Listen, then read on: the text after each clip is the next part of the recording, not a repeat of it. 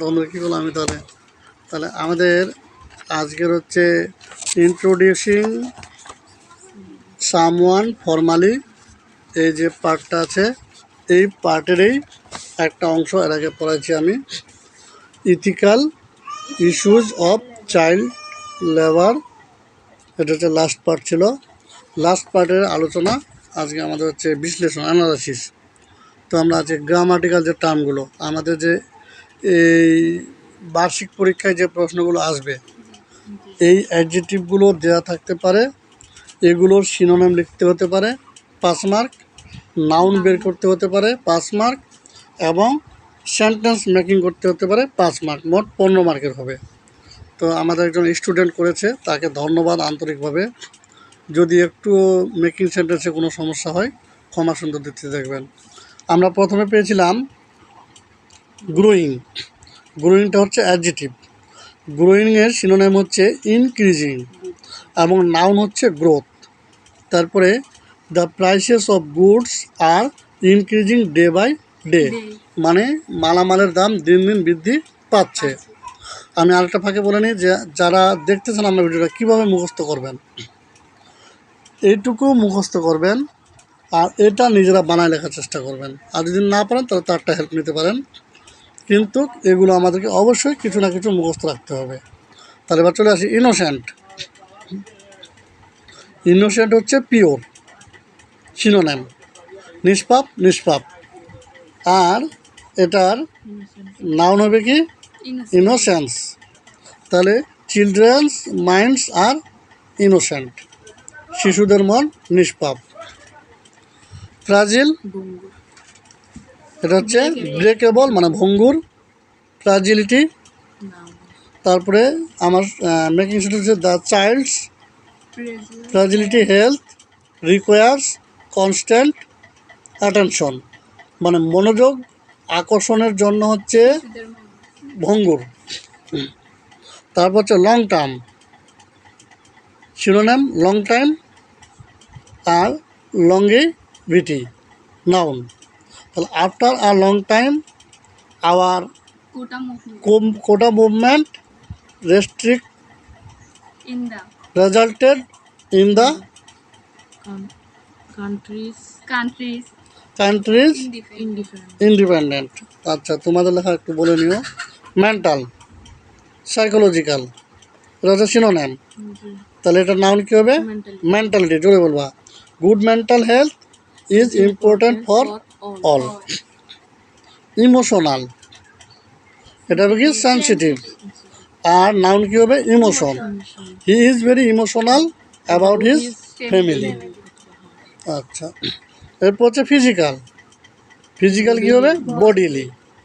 তারপরে physicality, Runa does her physical exercise every morning.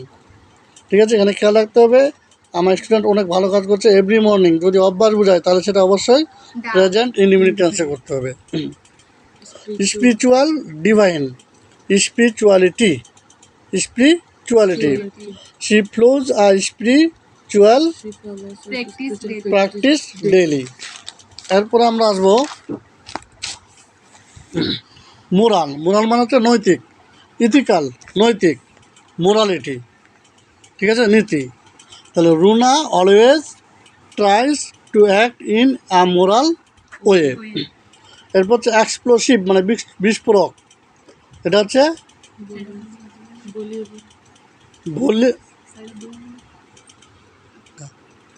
Volleyball explosion, explosion. The news on NTV's was explosive. তারপর হচ্ছে heavy, weight, এটা হচ্ছে heaviness. The boy is very heavy, box হবে তাহলে the box is very heavy. শেষ হচ্ছে harmful, risk, dangerous, এটা হবে harm. Smoking is harmful to health. আচ্ছা, এরপরে আমরা দেখবো হচ্ছে এটা আরেকজন করেছে, এটা হচ্ছে গ্রোয়িং। সে ঠিকই লিখছে, কী লিখছে? Increasing growth. একটা নতুন লিখছে নিউ, ফ্রেশ, নিউনেস, তাই না? আর নতুন কি আছে এখানে? মেন্টাল, এক্সপ্লোসিভ, হেভি, বাকি সব ঠিক আছে, তাই না? জি। আমরা তার বাক্য রচনাগুলো একটু দেখি। দেখো, growing, he could harm It could the growing baby. Baby. এটা বাংলা অর্থ কি লিখছো তুমি? বলো বাংলাটা। শিশুরা বৃদ্ধি পেতে যদি ক্ষতিকর হয়। আচ্ছা, new, I am new to this job. তারপর হচ্ছে innocent, he was found innocent of the charges. তারপর ফ্রাজিল কি লিখছে? A small fragile old baby. Ready lady, ধরো না। মেন্টাল, মেন্টাল দিয়ে সে কি লিখছে? She works with mental patients. তারপর emotional, his grandfather was not in the general general. তাহলে এটা আমাদের একটু ভুল হয়েছে, তাই না? general way of emotional, way of things and emotional emotional man. তারপর কি আছে? physical physical, I had a physical only 3 months go go এগো। আচ্ছা, এটা অর্থটা আমরা বুঝতে পারতেছি না। Spiritual, we have lost contact with our spiritual life. তারপর কি লিখছে? Moral, he is according according moral moral man. According মানে একটু আমাদের সমস্যা আছে। Heavy, I left him with a heavy heart. এরপর আমরা এখানে নতুনত্ব কিছু আছে নাকি দেখি। আরেকজন করেছে, তারটাও খেয়াল করি।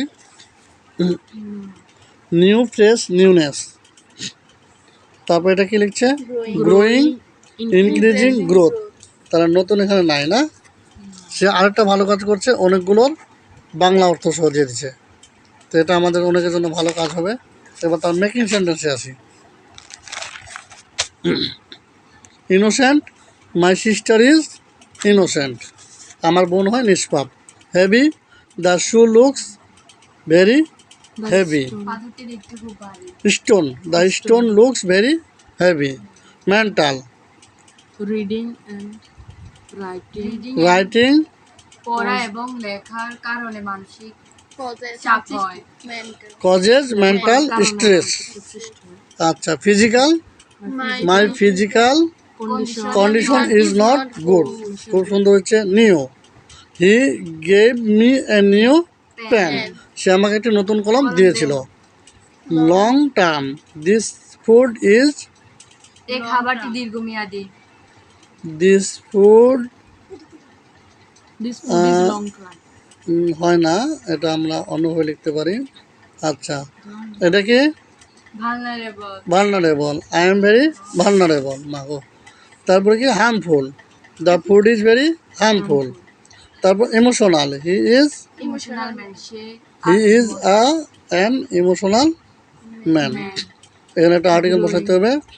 Growing, my tree is growing day by day. আমার গাছটি দিন দিন বাড়তেছে। এখানে গ্রোয়িং কিন্তু অ্যাডজেক্টিভ, এখানে গ্রোয়িং কিন্তু ভার্ব বানাই দিচ্ছ। এটা আমরা পরে করব। এখানে আমি একটা শেয়ার করি। শেয়ারটা হচ্ছে, তুমি যে অ্যাডজেক্টিভ বানাইতেছ, তাই না? জি। আমরা ভুল ধরি না কিন্তু। তোমার সেন্টেন্সটাতে অ্যাডজেক্টিভ আকারে থাকবে ওই ওয়ার্ডটাকে তুমি ভার্ব আকারে লিখতে পারবে না। যেমন গ্রোয়িং কিন্তু ভার্ব একসময়, তাই না? সামনে যদি অক্সিলারি ভার্ব বসে, তাহলে এটা আমাদের কী করতে হবে? অবশ্যই খেয়াল করতে হবে। তাহলে আগামী দিন আমরা এখান থেকে কী করবো? প্রশ্ন উত্তর যেগুলো আছে, এমসিকিউ যেগুলো আছে, এগুলা বিশ্লেষণ করব। তাহলে আসসালামু আলাইকুম ওয়া রাহমাতুল্লাহ।